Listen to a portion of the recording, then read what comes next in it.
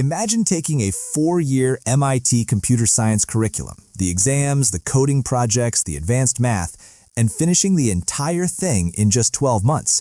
No expensive tuition, no professors, and no classroom.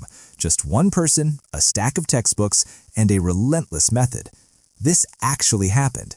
It sounds impossible to most of us because we've been taught that learning has to be slow, painful, and expensive. But what if the way you were studying is actually holding you back? What if you could master a language, an instrument, or a new career skill in a fraction of the time? Today, we are going to break down the exact blueprint for doing just that. The foundation. Hello, everyone. Today, we are doing a deep dive into one of the most transformative books on education and self-improvement in the modern era, Ultralearning by Scott Young. I'm not just going to summarize the book for you, I'm going to show you how to apply these principles to your life right now. This isn't about being a genius, it's not about having a photographic memory, it is about a specific set of tactics that anyone can use. Scott Young, the author, proved this with his MIT challenge, but the principles he used apply to everything, especially if you are trying to learn English or any difficult subject. We are going to look at why traditional schooling often fails us and how you can take control of your own brain.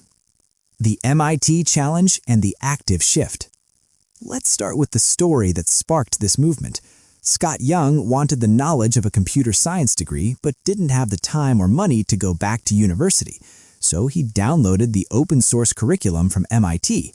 His goal was to learn the same material and pass the same final exams in 1 year. How did he do it? He didn't do it by sitting in a lecture hall for hours zoning out. He realized that most of us learn passively. We watch videos, we read books, and we highlight sentences. That feels like learning, but it's mostly entertainment. Scott shifted to active learning. This means doing. It means struggling. It means solving problems before you even know how to solve them. This shift from passive consumption to active engagement is the core of what we call ultralearning. Meta-learning, the map. The first principle we need to discuss is meta-learning. This is a fancy word for learning how to learn.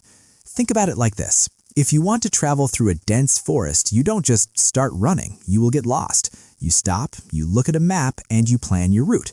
Meta-learning is that map.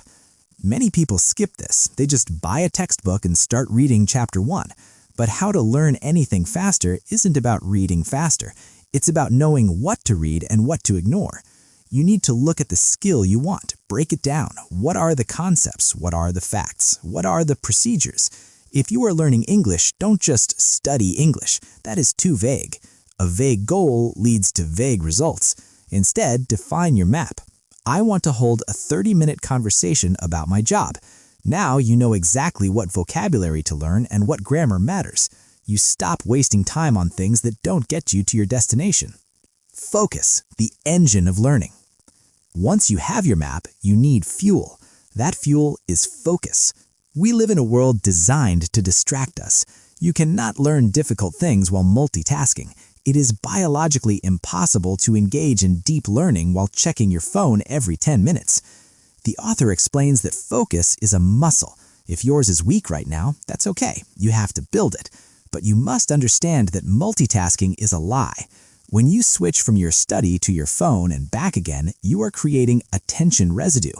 Your brain is still thinking about that text message while you are trying to learn a new word. To be an ultralearner, you must design your environment. If your phone is the enemy, remove it from the room. Start with small chunks of time, 20 or 30 minutes of absolute deep intensity. That 30 minutes of deep focus is worth more than 5 hours of distracted, half-hearted studying. Directness. Do the real thing. This brings us to perhaps the most important concept in the entire philosophy, directness. There is a trap that almost every learner falls into. We call it the passive trap. It feels safe to buy a flashcard app. It feels safe to read a book about grammar. But if your goal is to speak a language, engaging with an app is indirect. Directness means you learn by doing the thing you want to be good at. If you want to learn to speak, you must speak. If you want to learn to code, you must write software. It's scary because when you do the real thing, you make mistakes immediately. It feels safer to hide in a book. But the book doesn't teach you how to handle a real conversation. You have to get your hands dirty. The 9 principles of ultralearning hinge on this idea. Don't trade the hard, real activity for the easy, fake activity. If you want to learn to draw, put the pencil on the paper. Don't just watch videos of other people drawing. Drill. Attack the weakness. Now, as you practice directly, you will hit walls. You will find things you are bad at. Maybe your pronunciation is great, but your grammar is terrible. Maybe you can code well, but you don't understand databases.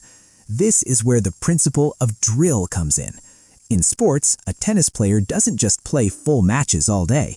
If their backhand swing is weak, they stop the game. They isolate that one specific movement. They hit 500 backhand shots in a row. They drill the weakness until it becomes a strength. Then they go back to playing the game. You must do the same. Don't just keep repeating what you are already good at. That is comfortable, but it is not learning. Identify your bottleneck, the one thing slowing you down, and attack it relentlessly. It feels narrow and it feels difficult, but it is the fastest way to improve. Retrieval, the power of struggle. Let's talk about memory. How do we actually get information to stick in our brains? Most students study by rereading their notes. They look at the textbook, read it again, and say, okay, I know this. This is an illusion. You recognize the information, but you don't know it. The author introduces the concept of retrieval. Retrieval is the act of trying to pull information out of your brain without looking at the answer. It's the feeling of frustration when you are trying to remember a word and it's on the tip of your tongue. That frustration, that struggle, that is the feeling of learning happening. When you struggle to remember, your brain sends a signal saying, this information is important, build a stronger connection. If you just look at the answer immediately, you rob your brain of the workout. Stop reviewing, start testing yourself. Close the book and try to explain the concept to an empty room. If you can't explain it without looking, you haven't learned it yet. Feedback, the light switch. If you're learning in a vacuum, you don't know if you are improving. You need feedback. Imagine trying to throw a basketball into a hoop in a pitch-black room. You throw the ball, but you can't see where it lands. You could throw 1,000 times and never improve because you don't know if you are hitting the target or missing it completely. Feedback turns the lights on. Now, many people avoid feedback because it hurts. It hurts the ego to be told that you are wrong. It hurts to have someone correct your pronunciation or critique your code. But ultralearners separate their ego from the data. You have to realize that mistakes are not personal flaws. They are just information. They are coordinates on a map telling you where you are and where you need to go. If you want to know how to learn like a genius, you have to stop taking failure personally. Seek out the harshest feedback you can find, because that is the feedback that will make you grow the fastest. Retention, making it stick. Finally, we have to talk about retention. Why do we forget so much? You might study for a test, get an A, and then 2 weeks later you remember nothing. This is because the brain is efficient. If you don't use information, the brain throws it away to save energy. To keep what you learn, you need to space it out. Don't cram. Cramming puts information into a temporary bucket that leaks. Instead of studying for 5 hours on Sunday, study for 30 minutes every day for 10 days. Spacing out your practice forces your brain to retrieve the memory over and over again, locking it into your long-term storage. And you must overlearn. Don't stop when you get it right once. Practice until it becomes automatic. Practice until you can't get it wrong. This is how you move from awkward beginner to fluent master. Conclusion. Learning is not a race to the finish line. It is a relationship that you build with yourself. It requires honesty. You have to be honest about what you don't know. You have to be honest about your focus, and you have to be willing to be uncomfortable. The methods we discussed today, meta-learning, focus, directness, drill, retrieval, feedback, and retention, are tools. They are the tools that separate those who dream of learning from those who actually master new skills. Don't just listen to this video and move on. Pick one principle. Maybe today you will focus on directness. Maybe you will turn off your phone and practice focus. Whatever it is, start active learning today. If you found value in this deep dive and want to master the English language and effective learning strategies, please make sure to hit that like button. It really helps the algorithm show this to more people. And don't forget to subscribe to my channel, English Glow, for more content that lights up your learning journey. I'll see you in the next video.